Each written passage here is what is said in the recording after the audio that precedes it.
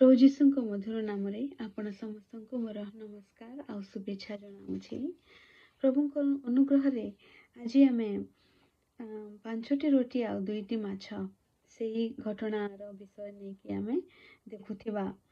ଯେଉଁଥିରେ କି ପ୍ରଭୁ ଯୀଶୁ ପାଞ୍ଚଟି ରୋଟି ଆଉ ଦୁଇଟି ମାଛ ଦ୍ୱାରା ଆଶ୍ଚର୍ଯ୍ୟ ଭାବରେ 5,000ରୁ ଅଧିକ ଲୋକମାନଙ୍କୁ ଭୋଜନ କରାଇଥିଲେ ବା ଖାଦ୍ୟ ଖୁଆଇଥିଲେ।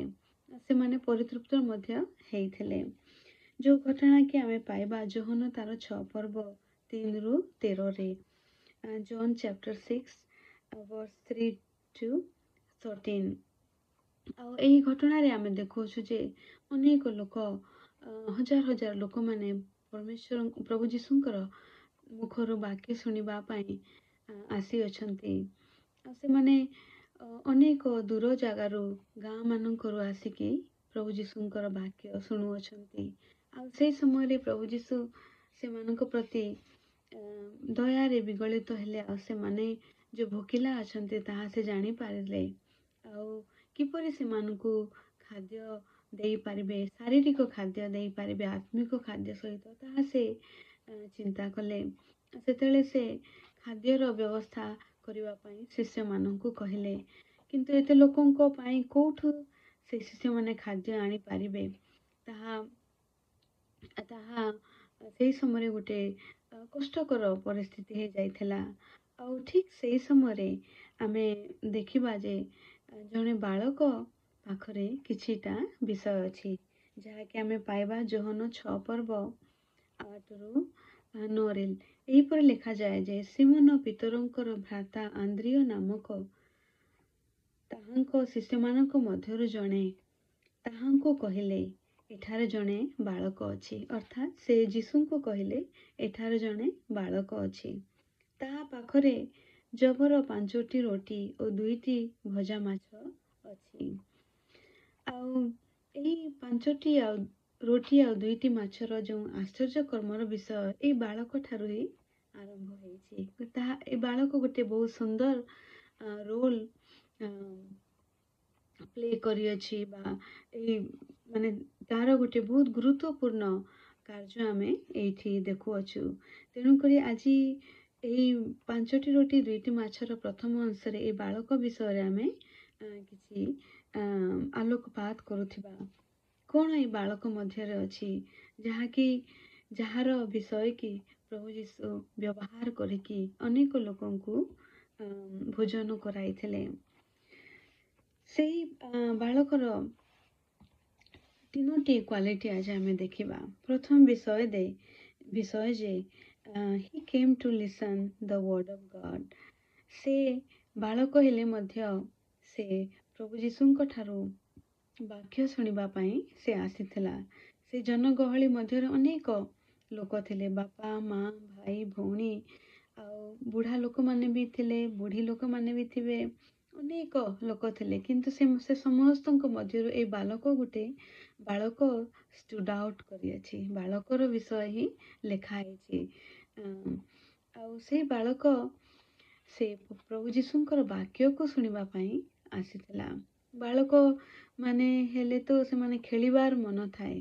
ଆଉ ଇଆଡ଼େ ସିଆଡ଼େ ସେମାନେ ଯାଇକି କିପରି ସାଙ୍ଗମାନଙ୍କ ସହିତ ସମୟ ଅତିବାହିତ କରିବେ ବା ଖେଳ କରିବେ ବା ମଜା କରିବେ, ଏହିପରି ଚିନ୍ତାଧାରା ଥାଏ ସେମାନଙ୍କର। କିନ୍ତୁ ଏଇ ବାଳକ ସେ ପ୍ରଭୁ ଯୀଶୁଙ୍କର ବାକ୍ୟକୁ ଶୁଣିବା ପାଇଁ ଆସିଥିଲା। ତାହା ହେଉଛି ଏକ ପ୍ରଥମ ଆଉ ଉତ୍ତମ ଗୁଣ ଏଇ ବାଳକ ନିକଟରେ ଆମେ ପାଉଅଛୁ। ଆଉ ଦ୍ୱିତୀୟ ବିଷୟ ଯେ he came with a preparation। ଆଉ ଦ୍ୱିତୀୟ ବିଷୟ ଆମେ ଦେଖୁଅଛୁ ଯେ ସେଇ ବାଳକ ବାକ୍ୟ ଶୁଣିବା ପାଇଁ ଆସିଅଛି, କିନ୍ତୁ ତାର ପ୍ରସ୍ତୁତି ସହିତ ସେ ଆସିଅଛି। ତାର ସେ ପ୍ରସ୍ତୁତି ସହିତ ଆସିଅଛି ଆମେ କିପରି ଜାଣିବା? ଆମେ ଦେଖୁଅଛୁ ଯେ ସେ 5ଟି ରୋଟି ଆଉ 2ଟି ମାଛ ନେଇକି ଆସିଅଛି। ସେ ଜାଣିଥିବ କି ମା ତାର ଜାଣିଥିବେ, ତାହାକୁ ପ୍ରସ୍ତୁତ କରାଇ ଦେଇଥିବେ, ମା ମୋତେ ବାକ୍ୟ ଶୁଣିବା ପାଇଁ ଯାଉଛି, ଆଉ ମୋ ପାଇଁ କିଛି ପ୍ରସ୍ତୁତ କରିକି ଦେ, ଯେହେତୁ ଲେଟ୍ ବି ହେଇପାରେ, ଖାଇବାର ପାଇଁ ମୁଁ ଘରକୁ ଆସି ବି ନପାରେ। ତେଣୁକରି ମୋତେ ଲଞ୍ଚ ବକ୍ସ ମୋତେ ରେଡ଼ି କରିଦେ, ଯେପରି ଆମେ ସ୍କୁଲ ଯିବା ପାଇଁ ଆମ ପୁଅମାନଙ୍କୁ ଝିଅମାନଙ୍କୁ ଲଞ୍ଚ ବକ୍ସ ରେଡ଼ି କରିକି ଆମେ ଦେଇଥାଉ।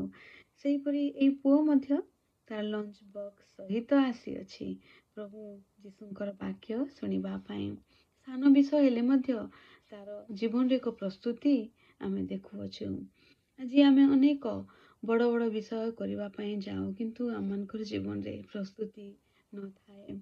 ଆଉ ପ୍ରଭୁ ଚାହାନ୍ତି ଯେତେବେଳେ ଆମେ ତାଙ୍କରି ବାକ୍ୟକୁ ଶୁଣିବା ପାଇଁ ଆସିଅଛୁ, ତାଙ୍କରି ସେବା କରୁଅଛୁ, ତାଙ୍କରି କାର୍ଯ୍ୟକୁ କରୁଅଛୁ, ବା ଯେକୌଣସି ବି ଦାୟିତ୍ୱ ଆମମାନଙ୍କ ଉପରେ ଅଛି, ଆମମାନଙ୍କୁ ସେଥିପାଇଁ ପ୍ରସ୍ତୁତ ହେବାର ଅଛି। ପ୍ରସ୍ତୁତିର ସହିତ ଆମମାନଙ୍କର ଜୀବନ ସବୁବେଳେ ରହିବାର କଥା। ଅବହେଳାର ଜୀବନ ନ ହୋଇ ପ୍ରସ୍ତୁତିର ଜୀବନ ହେବା କଥା।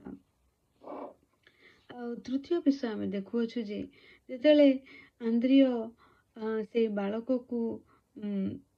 ବାଳକର ବିଷୟ ଆଉ ସେ ବାଳକ ପାଖରେ ଥିବା 5ଟି ରୋଟି ଆଉ 2ଟି ମାଛର ବିଷୟକୁ ପ୍ରଭୁ ଯୀଶୁଙ୍କ ପାଖରେ ମେନସନ୍ କରୁଅଛନ୍ତି, ଆଉ ସେ ରୋଟି ଆଉ ମାଛକୁ ନେଇ ଯାଉଛନ୍ତି ତା ପାଖରୁ, ସେ ବାଳକ କିଛି ମଧ୍ୟ ସେ କହୁନାହିଁ, କମ୍ପ୍ଲେନ୍ କରୁନାହିଁ, ଆଉ ସେ ଦେଇ ଦଉଛି ତା ପାଖରେ ଯାହା ଅଛି ସେଟାକୁ ସେ ଶିଷ୍ୟକୁ, ସେ ଆନ୍ଦ୍ରିୟ ନାମକ ଶିଷ୍ୟକୁ ସେ ଦେଇ ଦଉଅଛି। ଅର୍ଥାତ୍ ତାର ତୃତୀୟ କ୍ୱାଲିଟି ହେଉଛି ଯେ he was willing two give without expectation of return. ଅର୍ଥାତ୍ ଖାଦ୍ୟ ଗୋଟେ ଏହିପରି ବିଷୟ ଆମେ ଦେଇଥାଉ ଯାହାକୁ ସେମାନେ ଖାଇଦେବେ, ସେମାନେ ଆମକୁ ଖାଇଲା ପରେ ଆଉ ବାନ୍ତି କରିକି ଦେବେ କି ନାହିଁ। ଆମେ ଗୋଟେ ପେନ୍ କି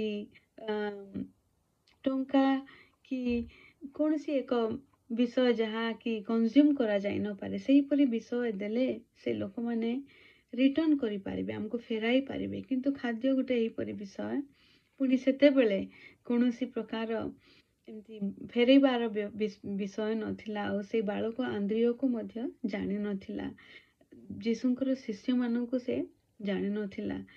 ତଥାପି ମଧ୍ୟ ସେ ଅଜଣା ବ୍ୟକ୍ତିକୁ ସେ ନିଜର 5ଟି ରୋଟି ଆଉ 2ଟି ମାଛକୁ ଦେଇ ଦଉଅଛି। ତାର ପାଖରେ ସେଟା ଗୋଟେ ବହୁତ ବଢ଼ିଆ ଗୁଣ ଥିଲା ଯେ ସେ ଫେରିବାର ଆଶା ନ ରଖିକି ସେ ଦେଇଥିଲା।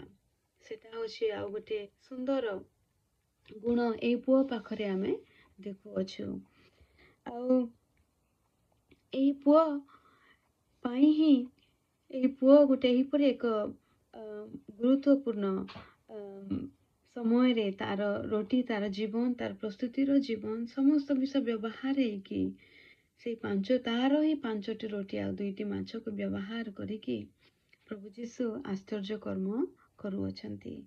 ଆଜି ପରମେଶ୍ୱର ତ ଆଶ୍ଚର୍ଯ୍ୟ କର୍ମ କରିପାରିବେ, ତାଙ୍କରି ଦ୍ୱାରା କୌଣସି ବିଷୟ ଅସମ୍ଭବ ନୁହେଁ, କିନ୍ତୁ ସେ ଆଶ୍ଚର୍ଯ୍ୟ କ୍ରିୟାରେ, ତାଙ୍କରି ମିନିଷ୍ଟ୍ରି କାମରେ ସେ ଏହି ବାଳକ ପରି ଲୋକମାନଙ୍କୁ ଖୋଜୁଅଛନ୍ତି, ଯେଉଁମାନେ କି ପ୍ରଭୁଙ୍କର ବାକ୍ୟକୁ ଶୁଣିବା ପାଇଁ ତତ୍ପର, ଯେଉଁମାନଙ୍କର ଜୀବନରେ ଏକ ପ୍ରସ୍ତୁତିର ଜୀବନ ଅଛି, ଆଉ ଯେଉଁମାନେ କି ୱିଲିଂ ଟୁ ଗିଭ୍, ଦେବାର ମନୋଭାବ ରଖିଅଛନ୍ତି, ଫେରିବାର ଆଶା ନ ରଖିକି ଦେବାର ଆଶା ରଖିଅଛନ୍ତି, ଯେଉଁମାନେ ଜେନେରସ୍ ହୃଦୟର, ସେହିପରି ଲୋକମାନଙ୍କୁ ପ୍ରଭୁ ଯୀଶୁ ପରମେଶ୍ୱର ଆଜି ଖୋଜୁଅଛନ୍ତି। ଯେପରି ସେହିପରି ସେଇ ବାଳକର ଜୀବନକୁ, ତାର ବିଷୟକୁ ନେଇକି ବ୍ୟବହାର କରି ଯେପରି ପ୍ରଭୁ ଯୀଶୁ ଏତେ ଲୋକଙ୍କୁ ଖୁଆଇଥିଲେ, ଆଶ୍ଚର୍ଯ୍ୟ କର୍ମ କରିଥିଲେ, ଆଜି ଆମକୁ ମଧ୍ୟ ସେହିପରି ଖୋଜୁଅଛନ୍ତି। ଆମମାନଙ୍କ ମଧ୍ୟରେ ତାଙ୍କରି ବାକ୍ୟର ଶୁଣିବାର କ୍ଷୁଧା ଅଛି କି ନାହିଁ, ଆମମାନଙ୍କର ଜୀବନରେ ପ୍ରସ୍ତୁତିର ଜୀବନ ଅଛି କି ନାହିଁ, ଆମମାନଙ୍କର ଜୀବନ ଜେନେରସ୍ ଅଛି କି ନାହିଁ। ଯଦି ଆମମାନଙ୍କର ଜୀବନ ଏହିପରି ହେବ, ପ୍ରଭୁ ଆମମାନଙ୍କୁ ମଧ୍ୟ ବ୍ୟବହାର କରିବେ ତାଙ୍କରି ମିନିଷ୍ଟ୍ରି କାର୍ଯ୍ୟରେ, ଆଉ ତାଙ୍କରି ଆମକୁ ବ୍ୟବହାର କରି ସେ ଆଶ୍ଚର୍ଯ୍ୟ କର୍ମ କରି ପ୍ରଭୁଙ୍କର ମହିମାକୁ ସେ ଦେଖାଇବେ। ପ୍ରଭୁ ଏ ବାକ୍ୟରେ ଆମମାନଙ୍କୁ ଆଶୀର୍ବାଦ କରନ୍ତୁ।